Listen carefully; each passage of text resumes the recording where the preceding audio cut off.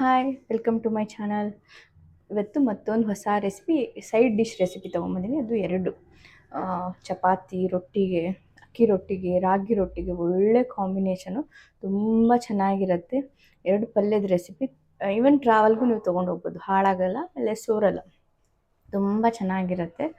So recipe ಹೆಂಗೆ ಮಾಡೋದು ಅಂತ ನೋಡೋಣ. ಅದಕ್ಕೂ ಮುಂಚೆ ನನ್ನ ಚಾನಲ್ಗೆ ಯಾರ್ಯಾರು ಹೊಸದಾಗಿ ಸಬ್ಸ್ಕ್ರೈಬ್ ಆಗಿದ್ದೀರೋ ಅವರೆಲ್ಲರಿಗೂ ವೆಲ್ಕಮ್. ನನ್ನ ವೀಡಿಯೋಸ್ನ ತುಂಬ ಇಷ್ಟಪಡ್ತಿದ್ದೀರಾ. ಹಾಗೆ ನಿಮಗೆ ಇನ್ನೂ ಇಷ್ಟ ಆಗ್ತಿದೆ, ನಿಮ್ಮ ಫ್ರೆಂಡ್ಸ್ಗೆ, ಫ್ಯಾಮಿಲೀಸ್ಗೆ ಎಲ್ಲ ಶೇರ್ ಮಾಡಿ. ಬನ್ನಿ ರೆಸಿಪಿ ಹೆಂಗೆ ಮಾಡೋ ಅಂತ ನೋಡ್ಕೊಂಬಿಡ. ಸೊ ಇವತ್ತು ಎರಡು ಪಲ್ಯದ ರೆಸಿಪಿ ತುಂಬ ಚೆನ್ನಾಗಿರುತ್ತೆ. ಡ್ರೈ ಪಲ್ಯಗಳು ನೀವು ಟ್ರಾವೆಲ್ಗೆಲ್ಲ ಯೂಸ್ ಮಾಡೋ ಥರ ರೆಸಿಪಿ. ಇದಕ್ಕೆ ಎರಡು ಥರದ ಪಲ್ಯ ಮಾಡ್ತಿರೋದು. ಒಂದು ಹೆಸರು ಕಾಳಿಂದ ಡ್ರೈ ಪಲ್ಯ, ಆಮೇಲೆ ಇನ್ನೊಂದು ಬೇಳೆ ಪಲ್ಯ, ಡ್ರೈ ತೊಗರಿ ಬೇಳೆಯಿಂದ ಮಾಡೋಂಥ ಡ್ರೈ ಪಲ್ಯ. ಇದಕ್ಕೆ ಏನೇನು ಬೇಕಂತ ನೋಡ್ಕೊಂಬಿಡೋಣ. ಬೆಳ್ಳುಳ್ಳಿ ಬೇಕು, ಕರಿಬೇವು, ಕೊತ್ತಂಬರಿ ಸೊಪ್ಪು, ಇದು ಒಣ ಕೊಬ್ಬರಿ ಒಂದು ಬಟ್ಲಿಗೆ ತೊಗೊಂಡಿದ್ದೀನಿ. ಇದಕ್ಕೆ ಯಾವುದೇ ನಾವು ಈರುಳ್ಳಿ ಎಲ್ಲ ಹಾಕಲ್ಲ. ಇದನ್ನು ನೀವು ಸುಮಾರು ಒಂದು 2 ದಿನದವರೆಗೂ ಸ್ಟೋರ್ ಮಾಡ್ಕೋಬೋದು. ಆಮೇಲೆ ಇದು ಸ್ವಲ್ಪ ಗರಂ ಮಸಾಲೆ ಇದೆ, ಆಮೇಲೆ ಮಾಮೂಲಿ ಮಸಾಲೆ, ಖಾರದ ಪುಡಿ, ಅರಿಶಿನ, ಆಮೇಲೆ ಉಪ್ಪು, ಎಣ್ಣೆ. ಸೊ ಇವಾಗ ಫಸ್ಟ್ ಏನು ಮಾಡೋಣ ಅಂದರೆ, ಎರಡು ಕಾಳನ್ನು ಬೇಯಕ್ಕೆ ಇಟ್ಕೊಂಬಿಡೋಣ. ಸ್ವಲ್ಪ ಬೇಯಿಸ್ಕೊಳ್ಳೋಣ. ಬನ್ನಿ ಹೆಂಗೆ ಬೇಯಿಸೋದು ಅಂತ ತೋರಿಸ್ತೀನಿ. ಸೊ ಇವಾಗ ಹೆಸರು ಕಾಳು ಹಾಕ್ಕೊತಿದ್ದೀನಿ. ಇದು ನೀಟಾಗಿ ನಾನು ನೆನೆಸಿ, ಒಂದಿನ ಫುಲ್ ನೆನೆಸಿ ಆಮೇಲೆ ವಾಶ್ ಮಾಡಿ ಇಟ್ಕೊಂಡಿದ್ದೀನಿ. ಆಮೇಲೆ ಇದು ತೊಗರಿಬೇಳೆನ ಹಾಕೊಂಬಿಡೋಣ. ತುಂಬ ಬೇಯಿಸ್ಬೇಡಿ, ಒಂದು 80% ಬೆಂದರೆ ಸಾಕಾಗುತ್ತೆ ಇದು.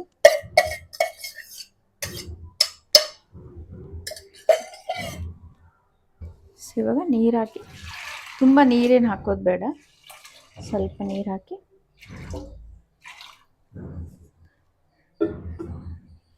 ಆಮೇಲೆ ಸ್ವಲ್ಪ ಅರಿಶಿನ,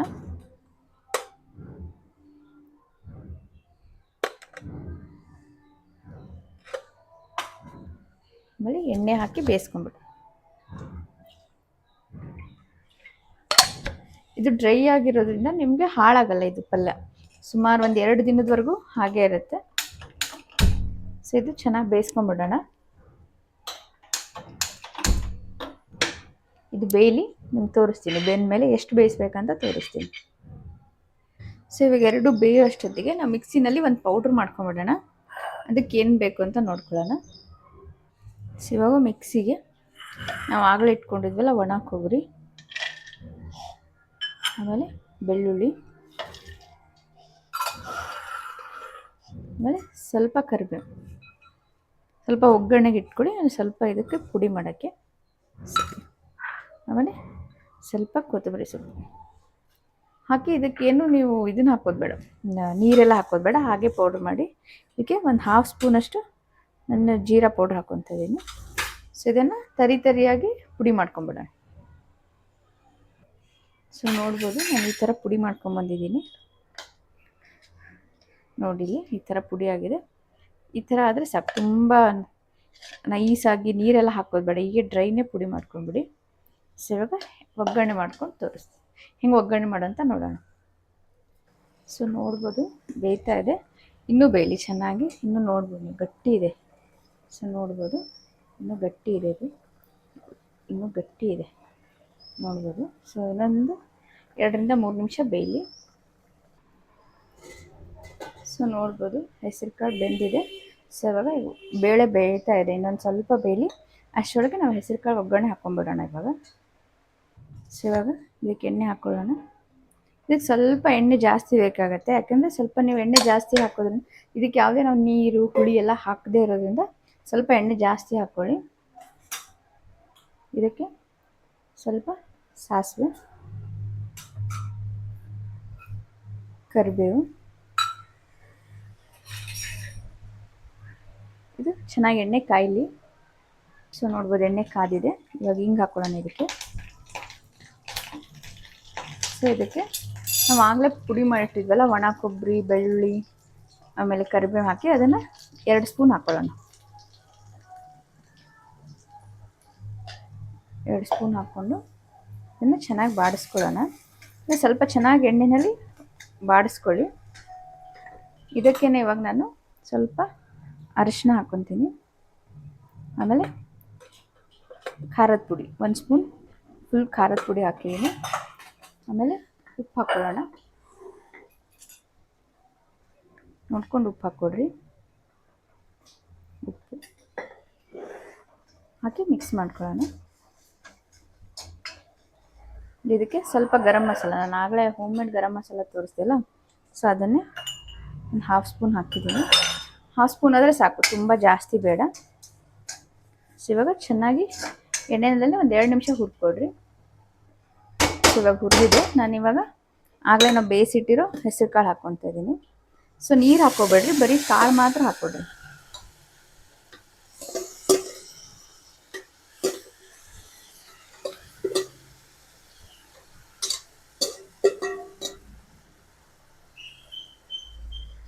ನೋಡಿ, ಇದನ್ನು ಹಾಕಿ ಸ್ವಲ್ಪ ನೀರೇನಾದರೂ ಉಳಿದ್ರೂ ಪೂರ್ತಿ ಹಿಂಗೋವರೆಗೂ ಡ್ರೈ ಆಗೋವರೆಗೂ ಬೇಯಿಸ್ಕೊಡಿ. ಚೆನ್ನಾಗಿ ಬೇಯಲಿ. ಇವಾಗ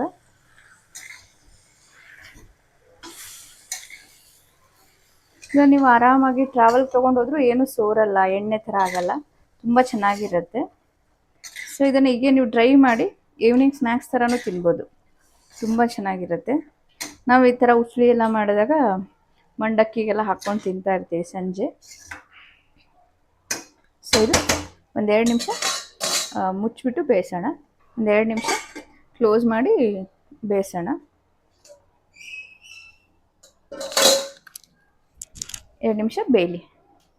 ಸೊ ಇದಕ್ಕೆ ಫೈನಲಿ ಸ್ವಲ್ಪ ಕೊತ್ತಂಬರಿ ಸೊಪ್ಪು ಹಾಕ್ಕೊಳ್ಳೋಣ. ಸೊ ಹಾಕಿ 1-2 ನಿಮಿಷ ಬೇಯಿಸ್ಕೊಳ್ಳೋಣ. ಅಷ್ಟರಲ್ಲಿ ಇನ್ನೊಂದು ಪಲ್ಯನ ಒಗ್ಗರಣೆ ಹಾಕ್ಕೊಂಬಿಡೋಣ.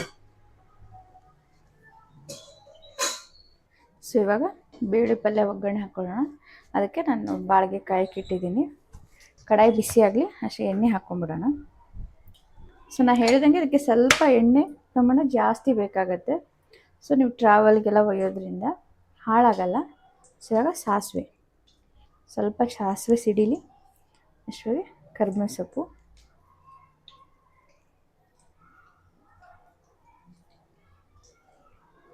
ಸ್ವಲ್ಪ ಇಂಗು,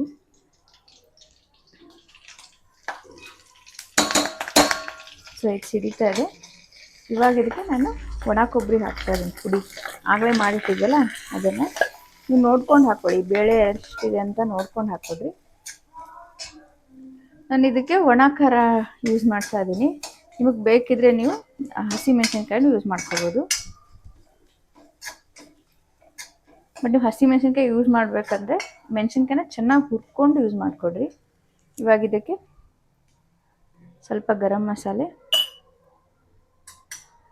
ಉಪ್ಪು, ಅರಿಶಿನ ಸ್ವಲ್ಪ ಫ್ರೈ ಮಾಡಿಕೊಡ್ರಿ.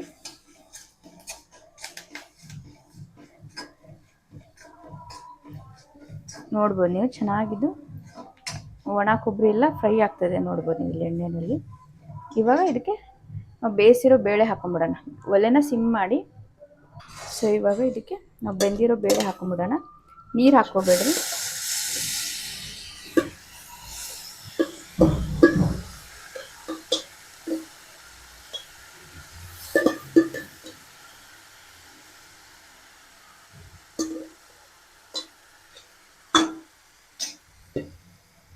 ಸೊ ಇವಾಗ ಇದನ್ನು ನೀಟಾಗಿ ಮಿಕ್ಸ್ ಮಾಡ್ಕೊಂಬಿಡೋಣ.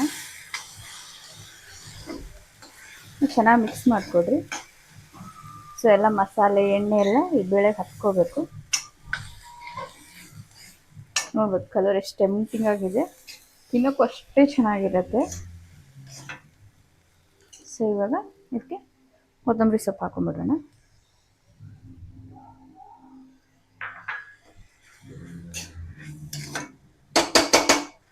ಸೊ ಇದನ್ನು 1-2 ನಿಮಿಷ ಲಿಡ್ ಕ್ಲೋಸ್ ಮಾಡಿ ಬೇಯಿಸ್ಕೊಂಬಿಡೋಣ. 1-2 ನಿಮಿಷ ಬೇಯಲಿ.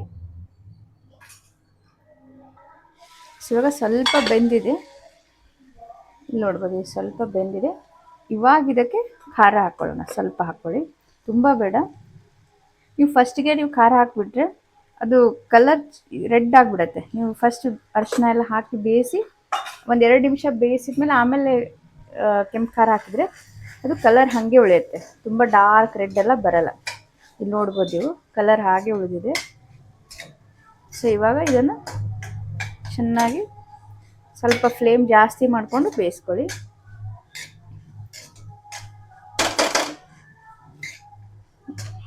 ಇನ್ನೊಂದು 2 ನಿಮಿಷ ಬೇಯಿಸ್ಕೊಂಬಿಡೋಣ. ಸೊ ನೋಡ್ಬೋದು ಪಲ್ಯ ರೆಡಿ ಇದೆ. ಇವಾಗ ಒಂದ್ಸಲ ಮಿಕ್ಸ್ ಮಾಡಿಕೊಂಡು ನಾನು ನಿಮಗೆ ಸರ್ವ್ ಮಾಡಿ ತೋರಿಸ್ತೀನಿ. ನೋಡ್ಬೋದು ಬಿಸಿ ಬಿಸಿಯಾಗಿರೋಂಥ ಟೇಸ್ಟಿಯಾಗಿರೋಂಥ 2 ಕಾಳು ಪಲ್ಯಗಳು ರೆಡಿ ಇದೆ. ಒಂದು ಬೇಳೆ ಪಲ್ಯ, ಒಂದು ಹೆಸರು ಕಾಳು ಪಲ್ಯ. ತುಂಬ ಚೆನ್ನಾಗಿರುತ್ತೆ. ನೀವು ಟ್ರಾವೆಲ್ಗೆ ಅಂತಲ್ಲ, ದಿನ ಮನೆಯಲ್ಲೂ ನೀವು ಯಾವಾಗಾದರೂ ಈ ಪಲ್ಯ ಮಾಡ್ಕೋಬೋದು. ತುಂಬ ಟೇಸ್ಟಿಯಾಗಿರುತ್ತೆ. ಚಪಾತಿಗೆ, ರೊಟ್ಟಿಗೆ ತುಂಬ ಒಳ್ಳೆ ಕಾಂಬಿನೇಷನು. ನೀವು ಟ್ರೈ ಮಾಡಿರಿ. ರೆಸಿಪಿ ಹೆಂಗೆ ಬಂದಿತ್ತು ಅಂತ ಹೇಳ್ರಿ ನನಗೆ. ಸೊ ನನ್ನ ಚಾನಲ್ಗೆ ಯಾರ್ಯಾರು ಹೊಸ ಸಬ್ಸ್ಕ್ರೈಬ್ ಆಗಿದ್ದೀರೋ ಎಲ್ಲರಿಗೂ ಥ್ಯಾಂಕ್ ಯು. ನನ್ನ ರೆಸಿಪೀಸ್ ನಿಮಗೆ ಇಷ್ಟ ಆಗ್ತಿದ್ರೆ ನಿಮ್ಮ ಫ್ರೆಂಡ್ಸ್ಗೆ, ಫ್ಯಾಮ್ಲೀಸ್ಗೆ ಎಲ್ಲರಿಗೂ ಶೇರ್ ಮಾಡಿರಿ. Thank you for watching.